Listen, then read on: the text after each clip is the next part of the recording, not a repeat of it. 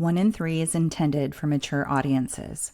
Episodes contain explicit content and may be triggering as they often include violence and other varying forms of abuse such as emotional, psychological, sexual, and physical. In most cases, names have been changed to protect all involved. Please note, statements and opinions of guests do not necessarily reflect those of my own. Hi, warriors. Welcome to 1 in 3. I'm your host, Ingrid. This podcast often includes content for mature audiences. I even say it in the disclaimer. But today's episode is different. This one is for younger listeners. If you're a parent of a teenager, I encourage you to listen to it together, not because it's easy, but because it matters. The conversations that feel the hardest are often the most important. My guest today, Jas, is here to share insight into recognizing red flags and setting healthy boundaries in relationships. Things most of us weren't taught at that age. My hope is this episode helps to open the door to those conversations. So let's dive in. Hi, Jas. Welcome to 1 in 3. Thank you so much for joining me today. Thanks so much for having me on the show. And I'm always excited for my episodes, but I'm definitely excited for this one because we're going to be hitting hopefully a wider audience than who normally listens to this podcast. But before we get into that conversation, could you share just a little bit about yourself, please? Sure. So I'm a coercive control and domestic violence awareness expert based in Australia. I'm also the creator of the program Red Flags 101, which is a program that focuses on the warning signs of emotional abuse that are often missed when so many of us are on the lookout for those really dangerous physical signs or things like, sexual coercion and things like that. We often miss the emotional side of things. So I do a lot of education in that space and also around boundary setting. And I am also an author as well. So that's just a little bit about me. Okay, that's a lot. You're very well-rounded. And the Red Flags 101 is actually what got us connected. We connected on LinkedIn, and I had seen an article that you had shared, which really addressed teenage dating violence and recognizing red flags. And that's one thing that I think is so incredibly important, is to get the education on recognizing these signs as early as possible. So without further ado, I'd love for you to just go ahead and start teaching us. Sure. Well, let me know if there's somewhere that you want me to start, but I guess just as a bit of a introduction, as I was saying before, the way so many of us have been taught to think about domestic violence, it's not wrong, but it's not the whole picture. It's just like a puzzle piece. And your story might be similar in that growing up, a lot of us watched these, rom-coms and, we had our favorite music, and a lot of it was really like a lot of the stuff that we consumed in media, whether it was music or films, was really quite toxic in terms of what it was teaching us about relationships. For example, recently I went back and I was making like a millennial hit playlist because I was making it for my birthday, and I remember re-listening to some of the songs that I used to listen to as a teenager. Things, like music like Ja Rule and stuff like that, and literally the music we were listening to were songs that were called things like Love Is Pain. And I remember listening to that and just being like, yeah, like just loving it. But the messaging in so many of the pieces of media and culture that we were consuming just taught us the worst messages about love. And I was definitely one of those teenagers who, as we'll talk about a bit today, so many young people worldwide, even today with all the education that we have, are still finding themselves in toxic relationships and being coerced and groomed into toxic relationships because they're doing a great job of say, looking out for things like physical violence and saying, well, if anybody ever hits me, if anybody ever physically assaults me, I'm straight out of there. but they don't always understand all of the little puzzle pieces that come before that, especially all of the red flags that make up coercive control, which I think would be really great for us to have a chat about today. And that includes things like financial abuse, love bombing, gaslighting, sexual coercion, all those sorts of things where the person's constantly overstepping your boundaries in not in overt ways, but in little drip, drip, drip ways, like a tap, like a leaky tap. And over time, it all adds up. And but in the moment, you just don't see it. And so that's why I think, it's so important that we have this education, both for our young people and for parents or, solo parents, especially anybody who's getting back into dating. It's so important that we're aware of what these red flags look like before they escalate into, say, physical or sexual coercion, and assault. And I know that personally. I mean, as I said, I was in quite a few toxic relationships when I was when I was a teenager and in my early 20s, and that stemmed from growing up in a family where I was living with a perpetrator of domestic violence, and so had no idea what boundaries were. I grew up learning that it wasn't safe to speak up and to say how I really felt, because that was a really scary thing to do around my dad. And so I learned in the ways that many, victim survivors learn, that it's safer to say nothing, and it's safer to just go along and go with the flow. And that led me into lots of unhealthy relationships. And, there were a lot of traumatic, things that came from that. And so that's why I'm passionate about the work I do today, to try to help other people to either avoid that completely or to stop the cycle and recognize these signs early. Yeah, and I can relate to so much of what you just said. I'm a Gen X myself, and our generation, it's very similar to millennials, where the TV shows, the movies, the songs that romanticized Mm. someone pursuing you, and a woman, most often a woman, saying no. But then it was just so dreamy for this man to keep pushing and keep pushing your boundaries. And I think that's part of what people don't understand in coercion. And is it yes? Is it really yes if somebody Mm. has to say 10 times no before they say yes? As a teenager, I just assumed certain things were supposed to happen when you were dating someone. And if it was something that was uncomfortable to me, that's just part of the relationship. If you feel uncomfortable with what's happening, then perhaps it's not something that should be happening. Yeah. And I will also say, I was a person in my 20s that I would look at these abusive relationships or hear about these abusive relationships and say, I would never be that Mm. woman who would tolerate that in a relationship. And I did. I am a survivor of a violent relationship because it didn't start out that way. I've talked about this as well. I've never heard, and I'm sure there can always be the exception to the rule, but I've never heard anyone ever share about a story where, or their personal experience where the relationship started out with extreme violence. Because why would you ever stay? Why would you ever feel sorry for that person? How could they ever guilt trip you into staying if they started out by, hitting you from the very beginning? So it never starts that way. And that's why we can miss the signs. And I think it's really important to say that when educators like myself talk about,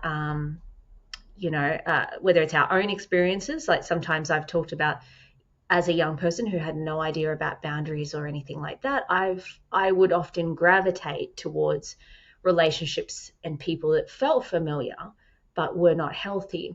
And when we talk about that, we're not placing blame on the victim and saying, oh, well, they gravitated to it, so therefore, like, they somehow caused this. It's just that some of us have inherent vulnerabilities, whether that's being neurodivergent. For example, there are studies now that have shown that up to 90% of autistic girls and women have experienced sexual violence, which is just horrifying. So there are unique vulnerabilities that many of us experience, whether it is neurodivergency or whether it is having a history of childhood trauma or growing up in an abusive home. Those things can make us more vulnerable in the way that we may initially either not understand those red flags, or we may see them as familiar because that's what we've grown up with. So therefore we don't feel the danger. Our nervous system already feels, I don't know whether it's right to say at ease, but our nervous system sees that and goes, oh, that's familiar. I know what that is. So it's not sending up the red flags for us. It's not sending up danger signals. And so it's really important that we are educating, especially our young people, from as early as possible to know that your no means no. And just because somebody's asked 10 times, like you were saying, and then you finally feel pressured to say yes, that's not a real yes. It needs to be a full-bodied yes from the beginning. So all of these things are, this education piece is so important.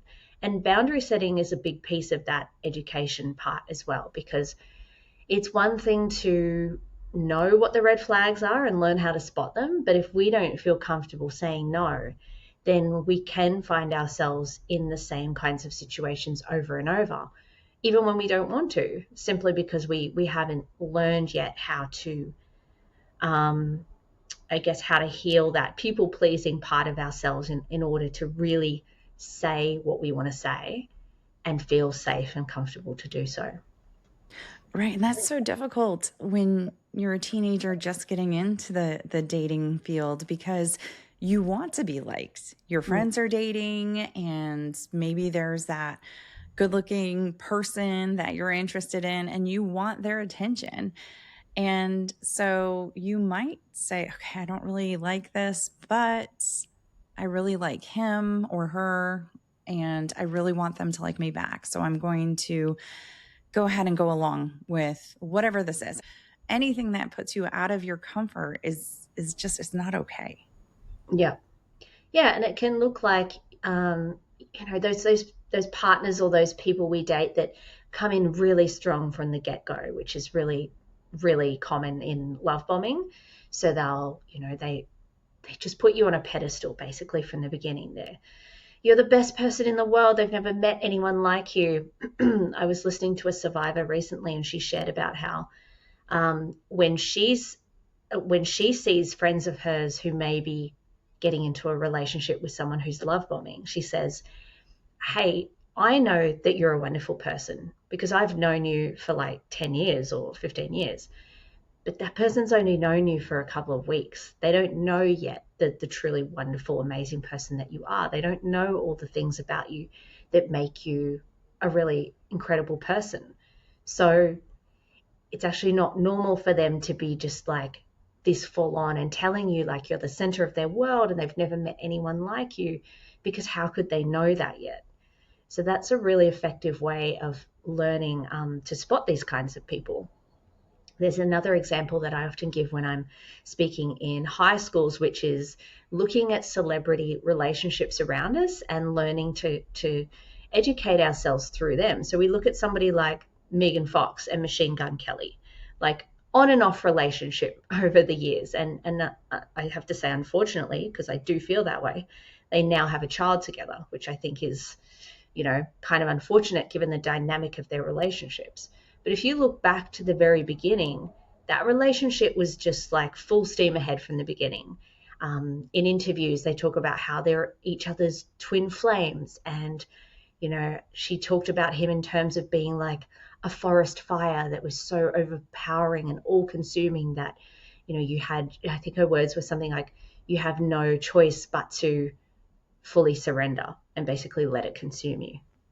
And I was like, oh girl, that's not that's not the thing that you think it is.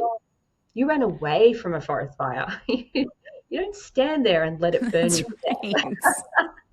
That's right. Follow all the animals they're running away from it.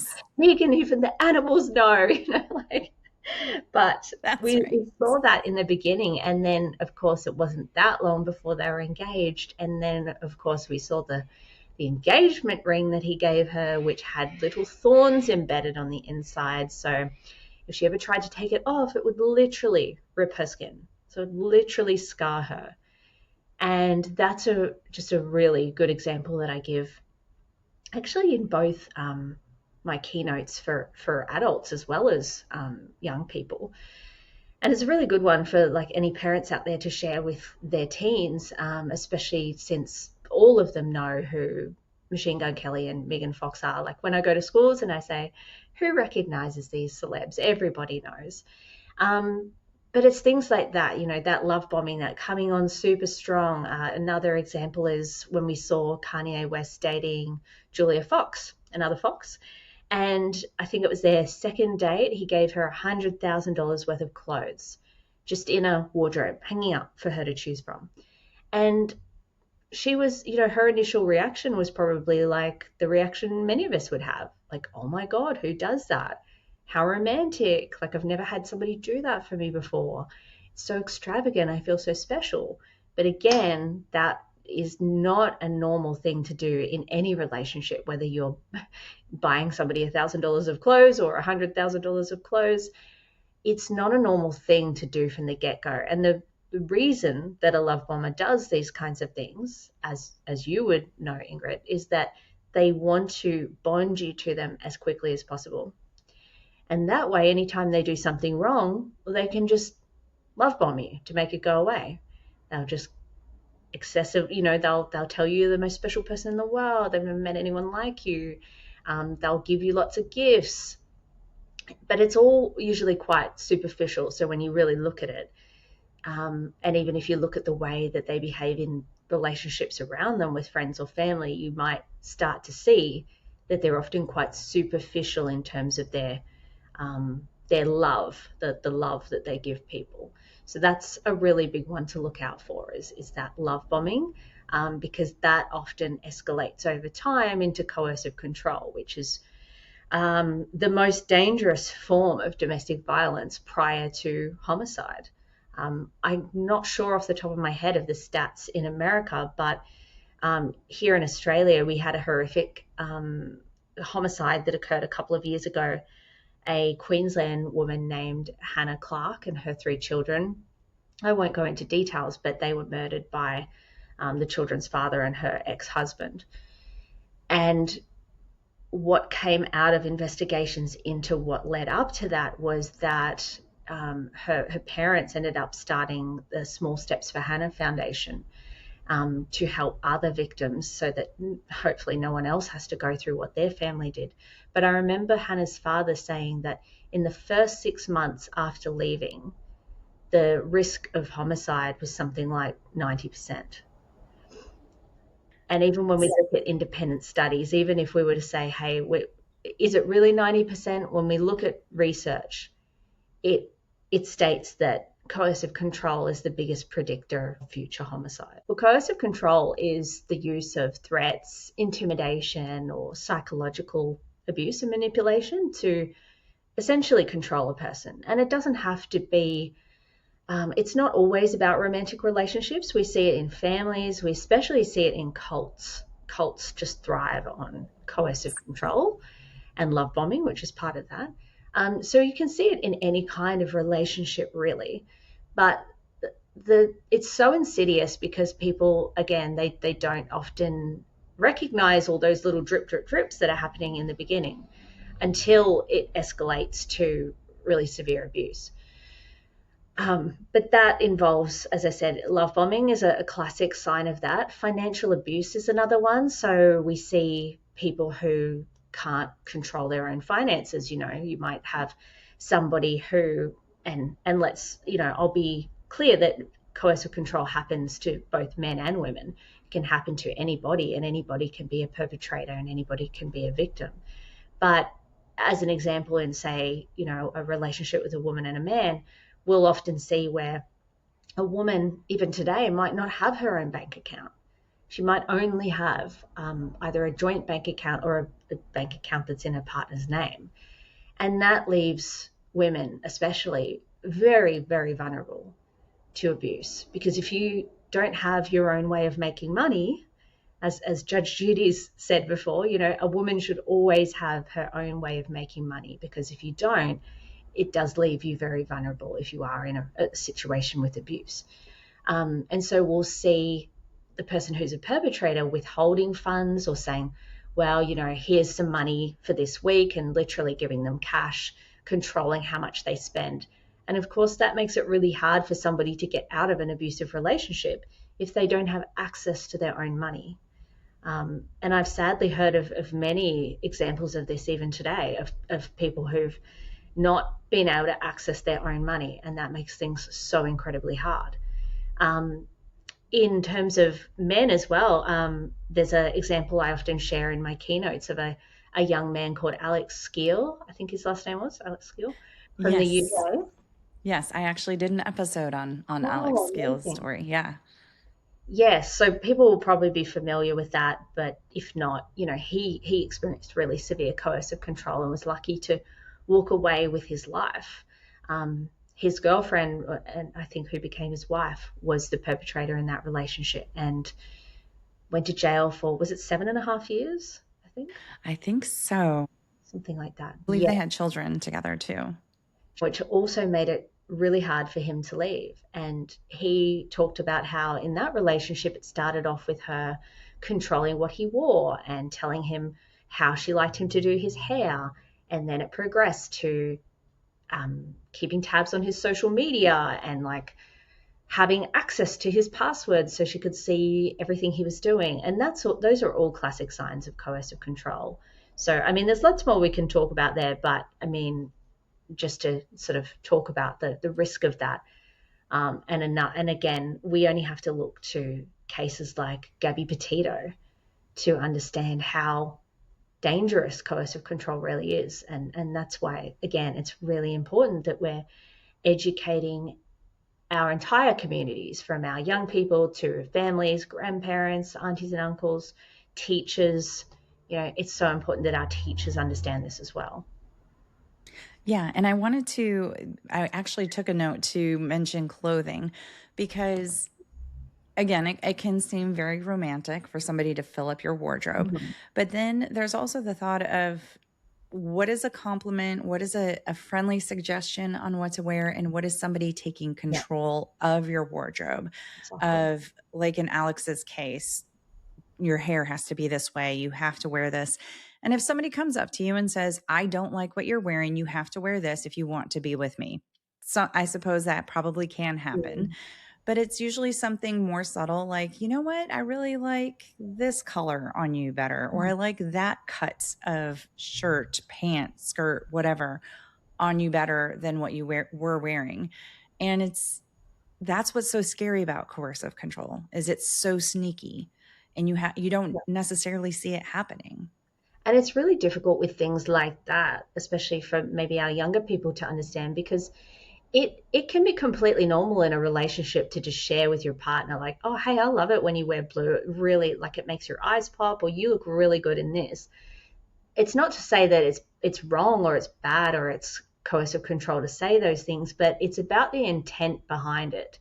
And I think what's really helpful is to look at, what does your partner do if you don't do that? So if you don't wear that color that they're like, oh, I actually really like it when you wear a long skirt instead of a short skirt, or I really like it when you wear this particular shirt, or you keep your hair like this instead of this. If you don't do that, what's their reaction? Like, can you sense the displeasure with you? Like, do they make life difficult for you? Which is what narcissists and coercive controllers will often do. They'll just make life so uncomfortable, so difficult for you that you're like, oh gosh, I can't stand this feeling. Like, it's just easier to, why don't I just do what they said? Because then I can keep the peace. They're happier, they're not upset with me. It seems like they're really disappointed in me now because I didn't listen to their advice. It's like, how do they respond if you don't do everything that they tell you to do? That's right. And then another thing they like to do is isolate, Mm, right?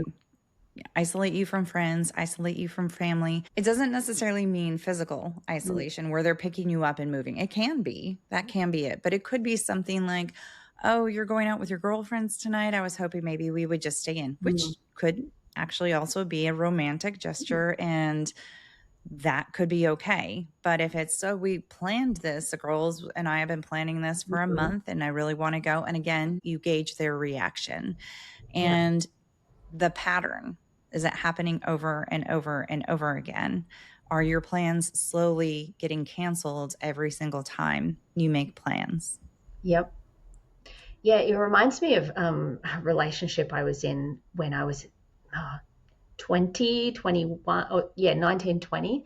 Um, and I thought this guy was amazing from the beginning. But when I look back, I see that, yeah, there were warning signs in the beginning. And it reminded me of something you just said, because there was one night where he called me up, and it was probably after 7. He asked me if I'd come into town and visit him. And at the time, I was like, yeah, sure, like I'd love to. But then by whatever time it was, I was like, you know what? I'm actually exhausted. And we live down in the country, right? So it wasn't like I was just nipping around town. I was like, oh, it's going to take me like around half an hour to get there, and I'm actually just exhausted. And so I called him and said, oh, look, sorry, it's like whatever it was, after 8 or something. And I was pretty young. I was used to going out late, but that particular day I was just exhausted. I was like, you know what? I'm really sorry, but I'm really tired tonight, and also like I've got to watch. I was young, so I was like, I've got to watch my petrol. Haven't got a lot of petrol left. So like, can we catch up like tomorrow or something? And he was just so disappointed in me. And his response was, "You don't make a promise and go back on it. Like you promised, you don't do that." And I remember thinking, Mm, wow, what a bad person I am. Like how I'm so bad. Like what a horrible person. And that's how they get you, because in that situation, a green flag would have been for your partner or the person you're dating to be like, oh, no problems. Like completely understand. Like I hope you get a really good sleep tonight. When do you want to catch up next? That would be a green flag. right. Exactly. Not guilt tripping you, which is what he did. And unfortunately, I did continue to be in that relationship on and off for about 18 months. And unfortunately, it wasn't until it ended in sexual assault that I was able to go, right, I need to get away from this person. But even then, I still had that self doubt because of everything that had come beforehand. It wasn't just one incident. Otherwise, I would have just walked away. But because of all of the self doubt that had been sown and all of the gaslighting and you're overreacting, you know, this isn't a big deal. And even when the sexual assault occurred, there was a lot of gaslighting. I asked him about what had happened, because I was in such a state of disbelief that I kind of was like, did that really happen last night? And his response was, oh, don't even worry about it. Oh, you're so cute. Don't even worry about it. But then he'd switch to being like, oh, you can't remember what happened. Oh, don't worry. And was just Oh, completely gaslighting me, which, if anybody's not familiar, it's where they make you doubt the reality of what's actually happened. So they'll tell you you're crazy. They'll tell you you're overreacting. They'll tell you you made me do this.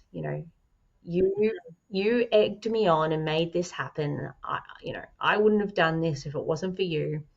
And so, yeah, it's really difficult when you're in it to see it, and that's why I always say I never put any blame on people who find themselves in these situations, or where they've had these life experiences, because it's really difficult when you've been around somebody for a long time who's very slowly and subtly love bombing you or isolating you, or doing little tiny controlling things, which at the beginning you might think, oh, that they're just a bit particular about how they do things, or they get a bit anxious about these things.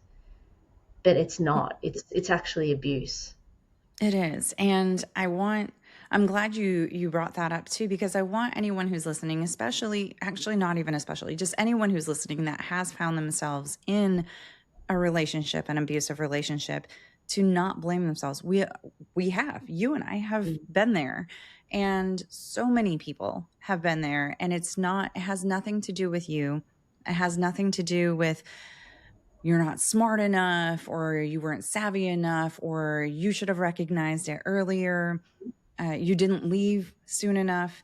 Because I look back at all of the red flags that were there when I started dating my abuser. And I am telling you, I wrapped up in those red flags like it was a blanket to keep me Mm-hmm. cozy.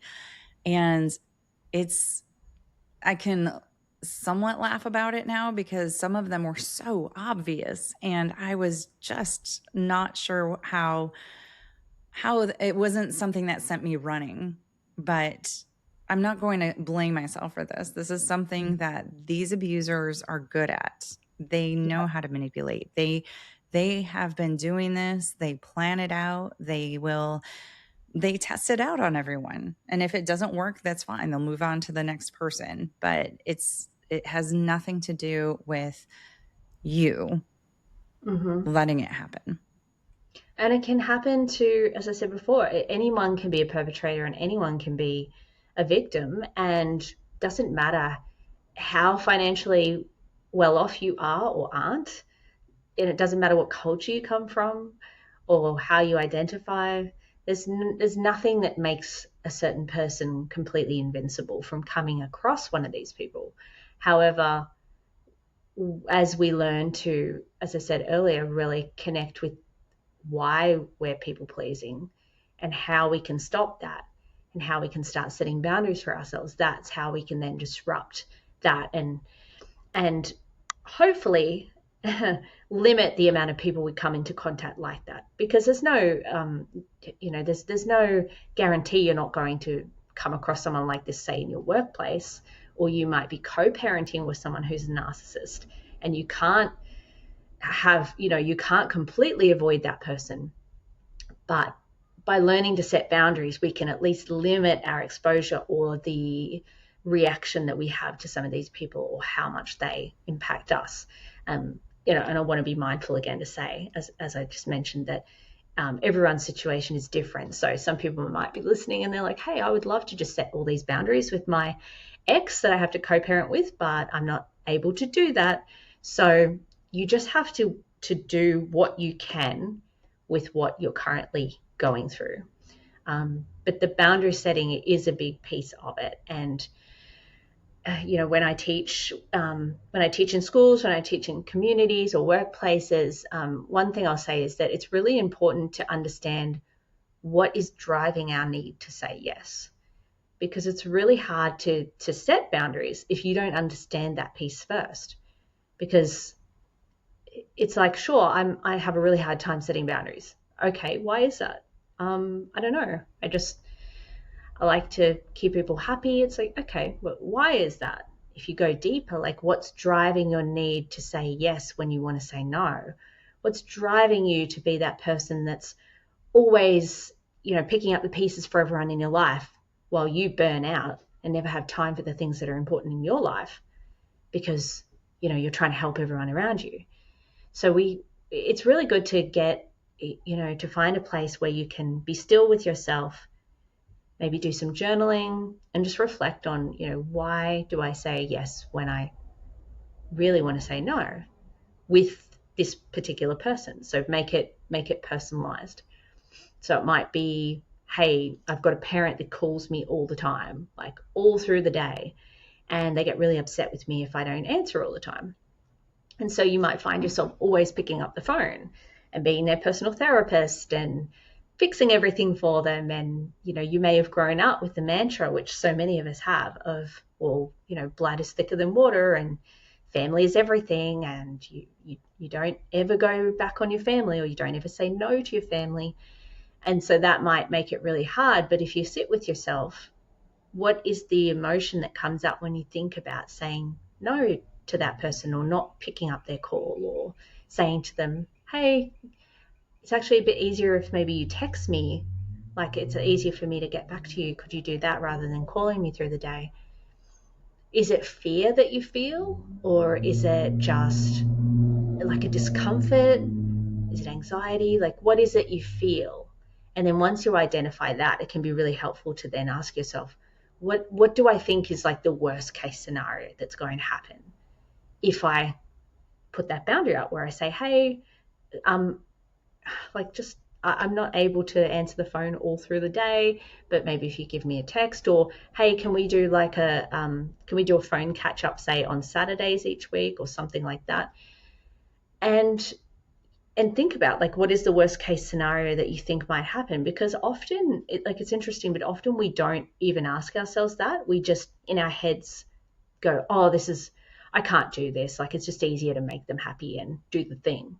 And there's lots of different examples, but I think there's probably a lot of people out there who might have some strained relationships with family, or they have a family member that's maybe difficult to deal with. And that's a common one that I've heard from people, is the family member that's just always wanting you to pick up the pieces and fix everything for them. So worst case scenario, I mean, again, it's going to be different for everyone. But for some of us, it might just be that person's really angry with us and really unhappy.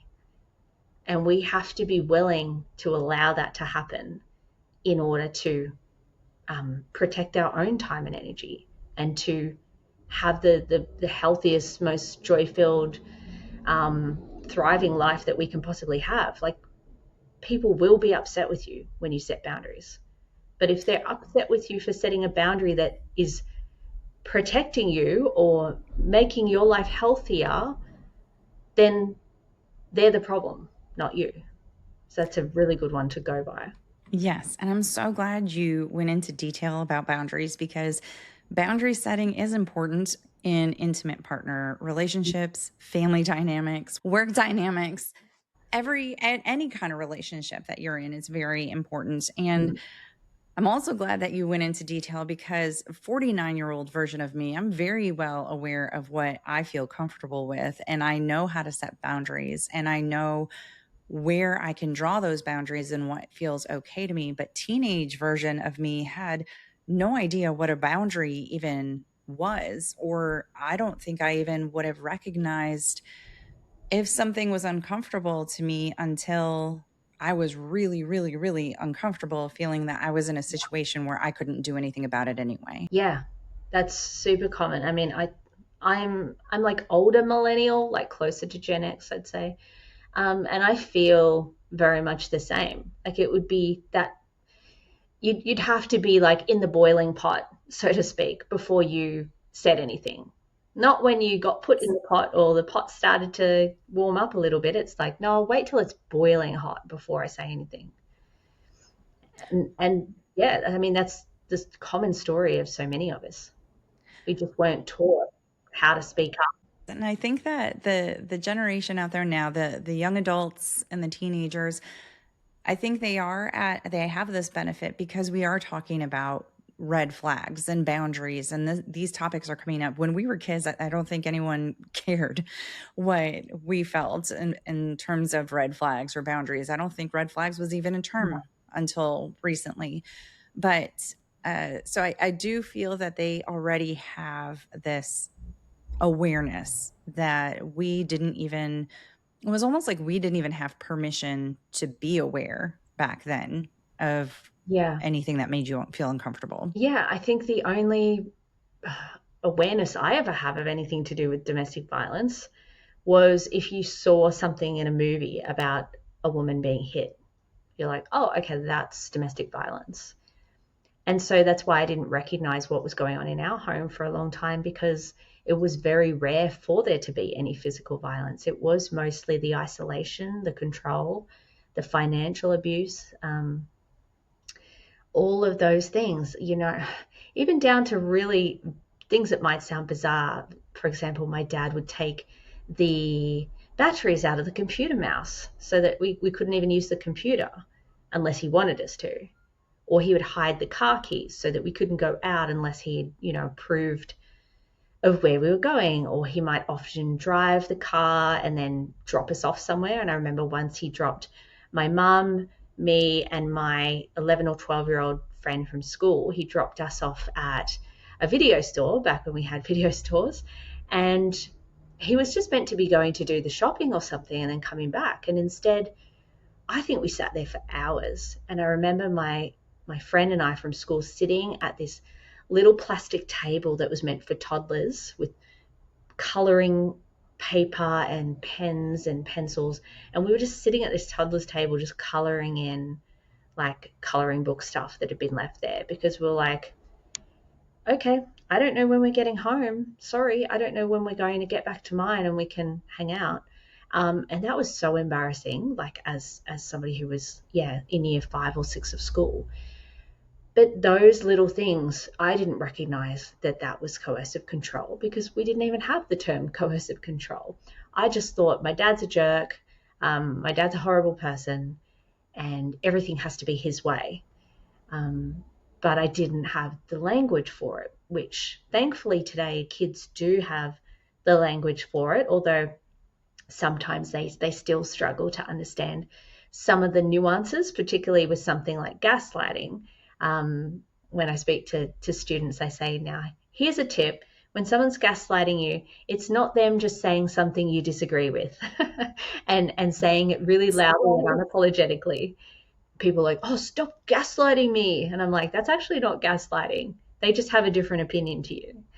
But gaslighting is where they're actually trying to psychologically manipulate you into thinking that something never happened, or that you were actually the bad person in that situation. And they might say things like, oh, everyone agrees with me. So they'll pull other people into it and be like, oh, Jessica saw you as well, or like Matthew saw you as well, and they said that you were a horrible person too. They said that you were like, you pushed your way into the situation. No one wanted you there. You just like manipulated everyone to get yourself an invitation to hang out with everyone. They'll make it out so it's like not just them that's gaslighting you. It's like, oh, everyone agrees with me. So it's not me, it's you. And so all these things are just, there's nuances to it. And it's really important to understand, like we were talking about earlier with the clothing situation, like what is just a healthy, normal relationship with a friend or a partner who's telling you what you actually look good in terms of like clothing styles, and what is somebody who's coercively controlling you and trying to dictate what you can wear and where you can go and who you can see and all those sorts of things. And I think it's super important to be in tune with your gut. And because your gut is telling you, and it may not be butterflies, lovey butterflies that your gut is feeling, that you're trying to say, oh no, I think that this just means I really like this person. It might be warning signs, and it might be telling you to take a step back. And I also like that you brought up using terms, because you don't necessarily have to put a name or a label on something for it to be recognized as a bad thing. You don't have to say that's a red flag before you take a step back and say, I don't like what's happening. I'm going to back away. Yeah. Yes, there's this YouTube channel I love watching, and the guy's name is Jas Rush, and he does a lot of videos on toxic relationships, especially on reality TV shows.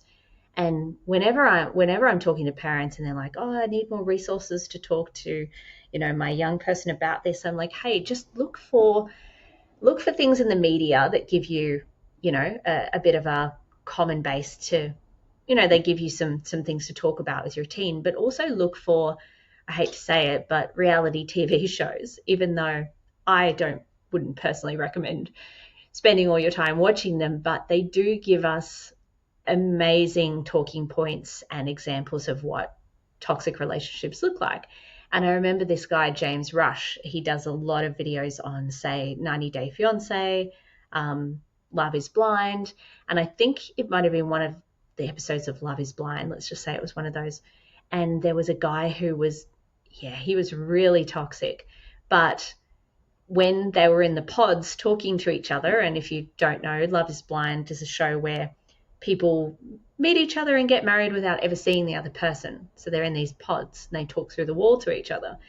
And this guy was just saying things that intuitively the woman was feeling really uncomfortable about.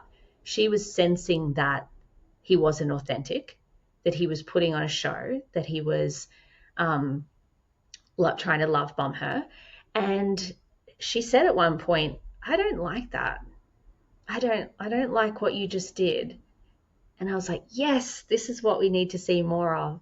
We need to be educating, both women, men, everybody, no matter how they identify, to recognize and tune into what our gut is telling us, to be able to know when we feel uncomfortable and to be able to go, I don't like that, and voice it early. I thought that was really, really cool to see that. So, what would you do, or what would you recommend for listeners, especially the young listeners, if they find themselves in a situation where they think they might be uncomfortable with what's happening, but they're torn because everyone thinks this is maybe they're the best couple that should be together, or they're trying to convince themselves more or less that this is the person they really want to be with. Yeah. What are steps that they can do once they find themselves in that kind of a situation? So, firstly, always listen into your gut.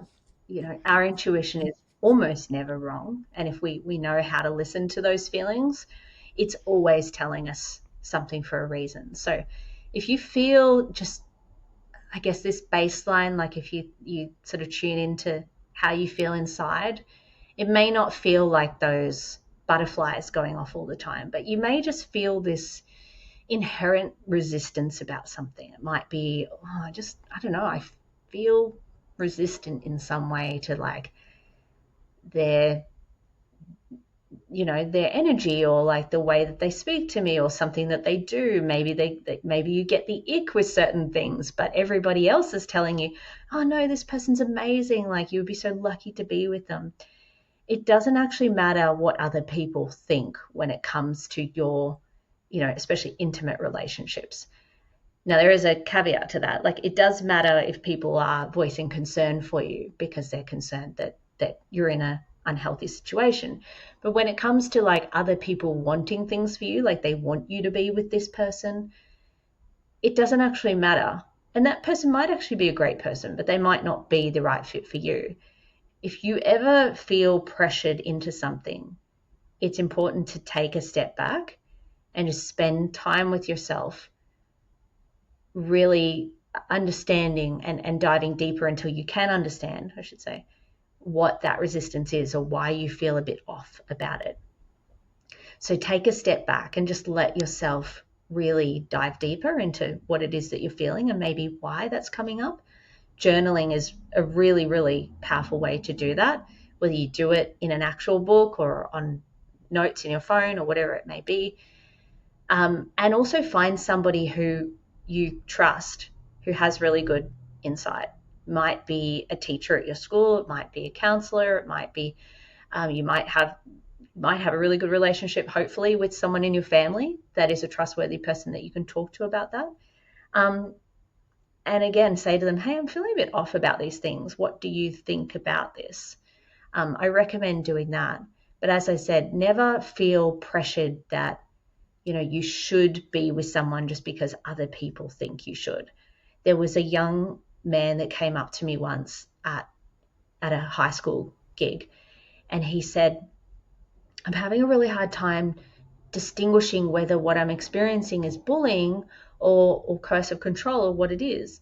And in his particular situation, his friends were all peer pressuring him to, yeah, exactly what you're talking about, date a certain girl, be with certain girls. And he didn't want to. And I said, look, that's not the way he described it. I said, I wouldn't characterize that as, say, bullying, but it does fit into peer pressure. And at the end of the day, it doesn't matter who they want you to date. It only matters who you want to date or who you're interested in. So learn to just say, hey, like, they're not really my vibe, or, I'm not really, that's not really, not really that interested, but, you know, that's cool. That's cool. Maybe you want to date them. Maybe you want to go date them instead.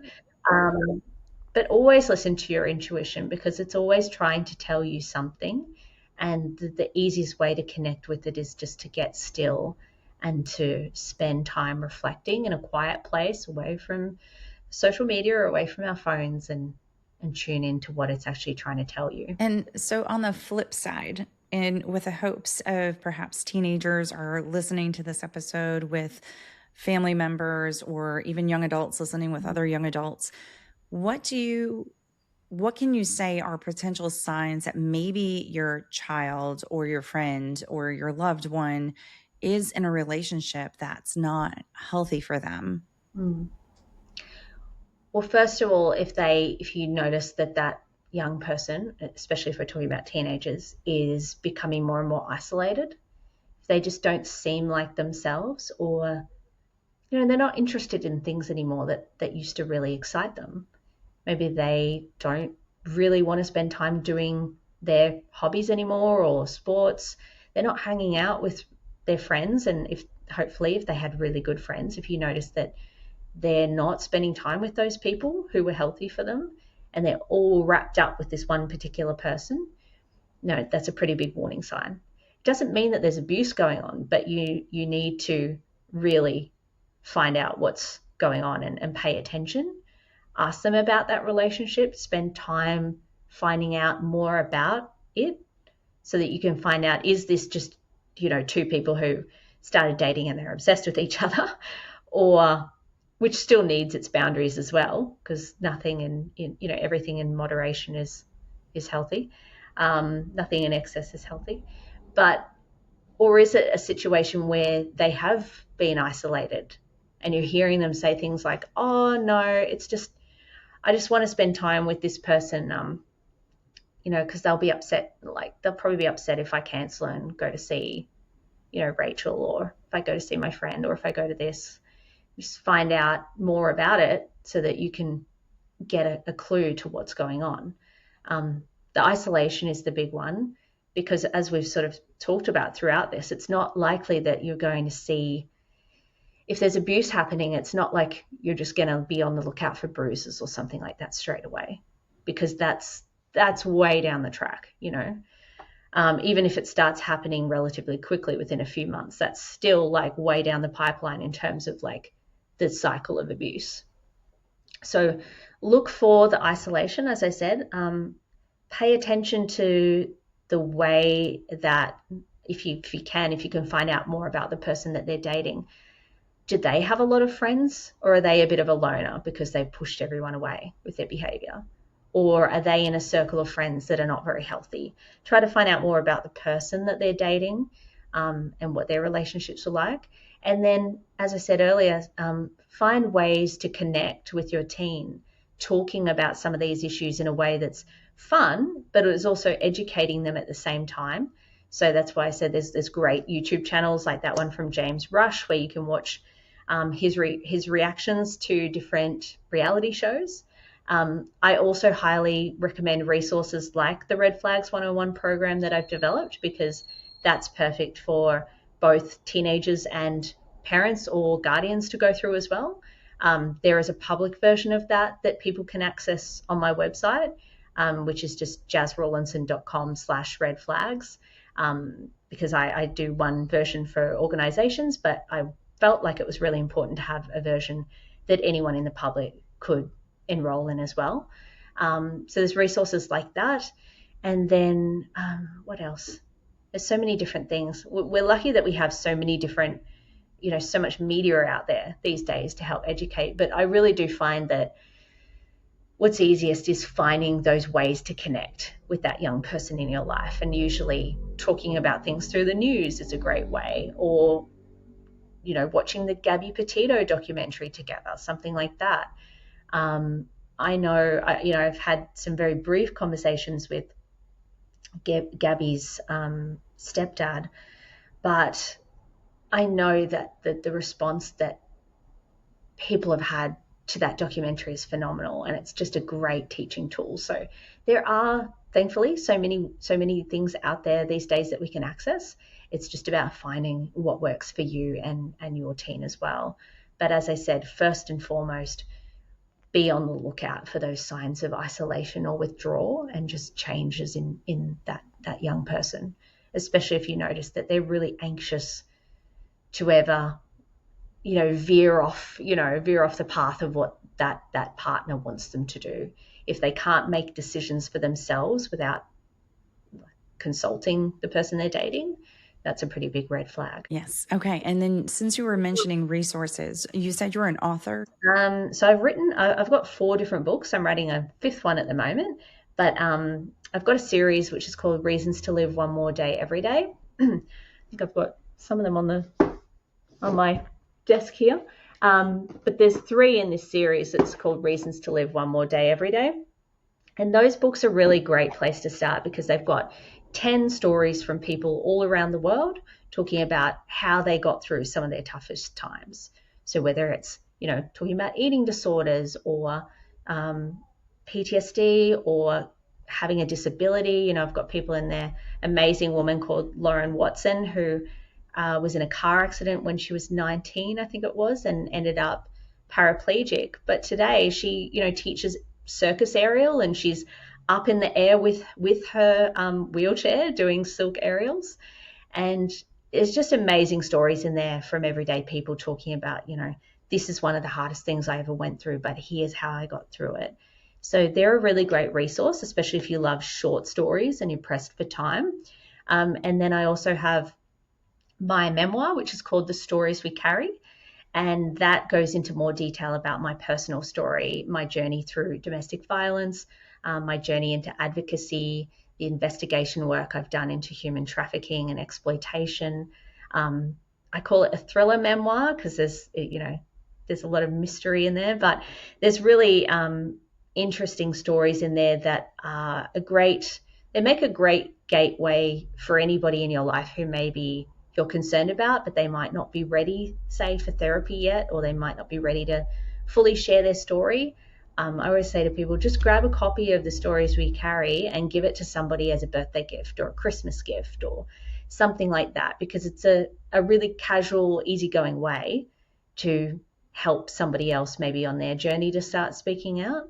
And there's lots of stuff in there around more about my journey of how I learn to set boundaries and what that looks like and where to start if you're kind of at the beginning stages of that. So all my books are, you can find them on Amazon as well, but you can also get them from jasrawlinson.com/books, or just go to the books tab and you'll find them. Okay. And do you have any social media links that you want to share with anybody? If you just look up Jas Rawlinson, it's Jas with an S, Jas. You'll find me on Instagram, Facebook, LinkedIn. Those are the main channels that I use. I do have a TikTok. Anybody can look me out, just Jas Rawlinson, and you'll find me there. Okay. And you've given so much great advice, but is there any lasting words of wisdom or encouragement that you would like to leave with listeners today? If you or someone you know is in a relationship or a situation that is toxic or maybe is unhealthy, I guess I'll speak to the people who are in it right now, possibly. I just want you to know that it's okay for you to live a life where you're respected and where people see and hear you when you speak and people respect, your boundaries. I think that, it's just really underrated sometimes, especially when you're in that situation. You can just become acclimatized to thinking my feelings don't matter. It's just better if I make this person happy.